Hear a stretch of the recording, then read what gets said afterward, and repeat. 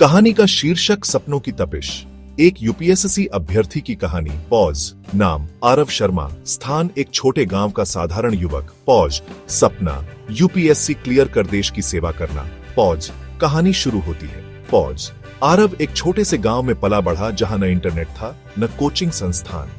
उसके पिता किसान थे और मां घर संभालती थी, लेकिन बचपन से ही उसके अंदर कुछ अलग करने की आग थी।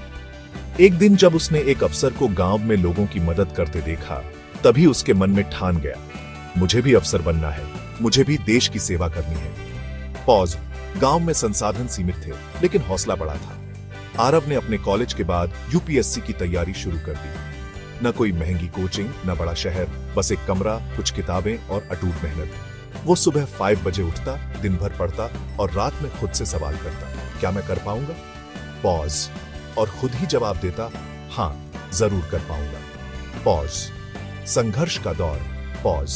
पहले प्रयास में असफल रहा, दूसरे में प्रीलिम्स पास किया लेकिन मेंस में रह गया, तीसरे प्रयास में इंटरव्यू तक पहुंचा लेकिन लिस्ट में नाम नहीं आया। पॉज। लोगों ने ताने दिए, इतना पढ़कर क्या मिलेगा, सरकारी नौकरी नहीं मिली तो क्या करेगा? पॉज। पर आरव ने हार नहीं मानी। उसने हर बार अपनी गलतियों से सीखा, किताबें बदली, रणनीति बदली, लेकिन कभी सपना नहीं बदला। पॉज। चौथा प्रयास सफलता की दस्तक। पॉज। 2024 में उसका चौथा प्रयास था। इस बार उसने खुद से वादा किया, अब की बार नहीं रुकेगा। पॉज। दिन रात की मेहनत रंग लाई और इस बार इंटरव्यू के बाद उसका नाम था यूपीएससी की मेरिट लिस्ट में। पॉज। जब उसका चयन आईएएस के लिए हुआ, पूरे गांव ने जश्न मनाया। वही लोग जो उसे ताना मारते थे, अब उसे सलाम कर रहे थे। पॉज।